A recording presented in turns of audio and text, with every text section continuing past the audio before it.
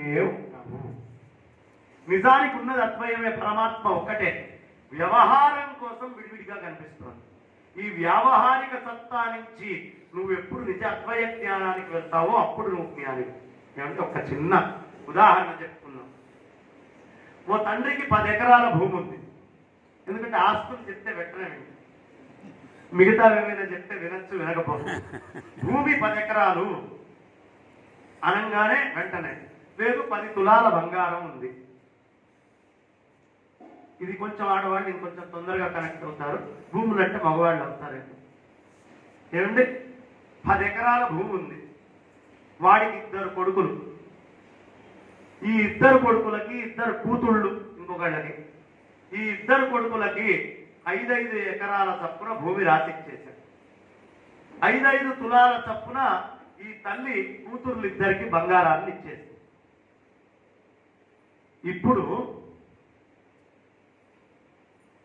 అది 10 ఎకరాల 5 ఎకరాల అనుభవించేవాడు ఎవడైతే ఉన్నాడో వాడు ఇది నా 5 ఎకరాలు అంటాడు. ఆ రెండో అనుభవించేవాడు 5 ఎకరాలు అంటాడు. ఈ అనుభవించేవాడు లేకుండా బయటవాడు వచ్చి మొత్తం కొలతలు కొలిచాడు, సర్వేవాడు. వాడేమంటాడండి, మొత్తం 10 ఎకరాలండి అంటాడు. ఎప్పటిదాకా నువ్వు అనుభవిస్తున్నావో అప్పటిదాకా కుంచితమైపోయి నేను అనుభవించేదే అనే దగ్గరికి ఆగిపోతున్నావు. మీ తండ్రి అనుభవించినప్పుడు అది 10, నువ్వు అనుభవించడానికి వచ్చేటప్పటికి 5. ఇప్పుడు 5 సత్యమా 10 సత్యమా? వ్యవహారానికి 5 సత్యం, వాస్తవానికి 10. అలాగే పరమాత్మ ఒకడే. కానీ నేను అనుభవించేటప్పుడు నేను అనుభవిస్తున్నాను అనే పరిమితి నువ్వు ఎప్పుడైతే తీసుకున్నావో అప్పుడు నేను ఈ జీవుణ్ణి అనే సత్యంతో మాత్రమే నువ్వు ఈ సృష్టిని అనుభవిస్తున్నావు. కానీ మీ తండ్రి అయినటువంటి నిజ ఉపనిషత్ దృష్టిలోకి వెళ్ళి చూడు. ఆ ఉపనిషత్తు దృష్టిలోకి నువ్వు వెళ్ళినప్పుడు ఈ జీవుడు ఆ పరమాత్మ 2 కాదయ్యా, 2 ఒకటే అనే సత్యం వస్తుంది. నువ్వు అనుభవించాలనుకునేదాకా ఈ మాయ నీకు 2గా చూపిస్తూనే ఉంటుంది. ఇదే ద్వైతము, ఇదే ద్వైతము. అద్వైతం ఏమిటి? ఉన్నది ఒక్కటే.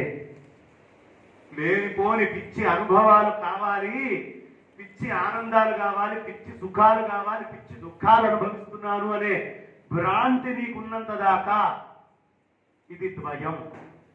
ఆ భ్రాంతి నుంచి నువ్వు ఎప్పుడు బయటపడతావో అది అద్వయం.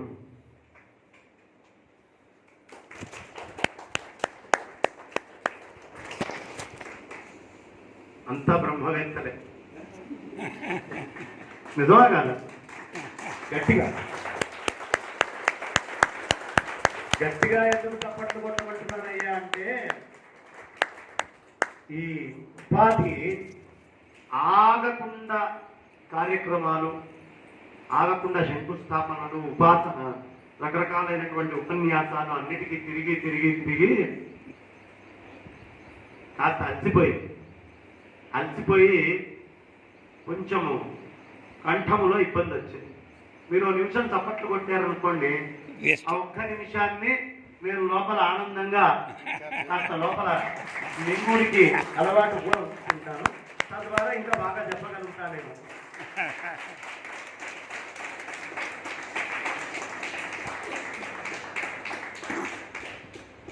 కాసిన మంచినీళ్ళు తాగమన్నారు.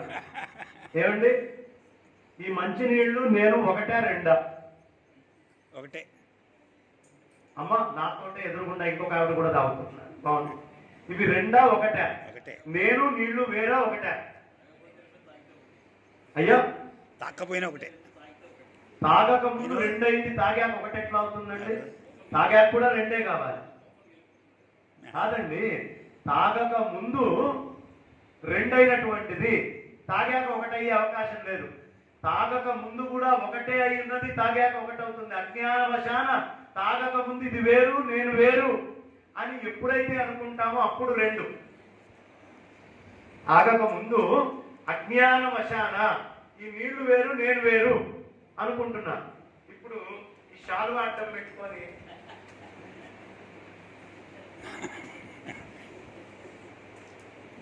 కాస్త అంతర్ముఖుడై లోపలికి తీసుకున్న తర్వాత బయట రెండుగా ఉన్న వస్తువులు దేనివల్ల నేను దర్శిస్తున్నాను? నా ముందు ఇంతమంది జనం ఉన్నారండి.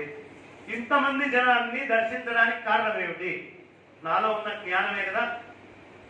ఆ ఎదురుగుండా ఉన్నది జ్ఞేయము, అనుభవించే వస్తువు అని నేను అనుకుంటున్నా. కాబట్టి రెండుగా గోచరిస్తోంది. కానీ ఆ జ్ఞేయమైంది ముందు నుంచి నా జ్ఞానానికంటే అభేదమైంది అనే విషయం తెలిసిందనుకోండి, ఈ రెండు ఒకటే. ఈ నీళ్లు అంతకు ముందు ఒకటి కాకపోతే ఇప్పుడు ఒకటి ఎట్లా అయినాయి? పుట్టినప్పటి నుంచి నేను తాగిన 1,00,000 లీటర్లు అని ఎవరు చెప్పలేదు కదా ఇప్పటిదాకా. తాగిన తర్వాత కూడా ఈ బయట కనిపించినటువంటి ద్వైతం అనేది అద్వైతం అయిందా కాలేదా?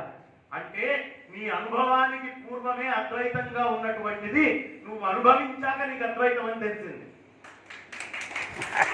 అలాగే లోపల నేను అనేటువంటి జ్ఞానం ఏదైతే ఉందో, ఈ జ్ఞానము అనుభవించక ముందే ముందర ఉన్న జ్ఞేయము కూడా నా జ్ఞానానికంటే భిన్నమైంది కాదు అని తెలుసుకుంటే అద్వయమే.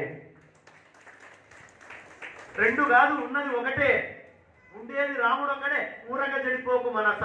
రాముడు అంటే మళ్ళీ కోదండము, ధనస్సు, ఆ కిరీటము, ఆ రాజ్యము, సీతామ్మవారు, లక్ష్మణుడు, భరతుడు ఇన్ని అనుకోకండి. కదిలేవాడు గాడే రాముడు, కథలెన్నో గలవాడే రాముడు, తుది మొదలే లేనివాడే, తుది మొదలంతా తానైనాడే.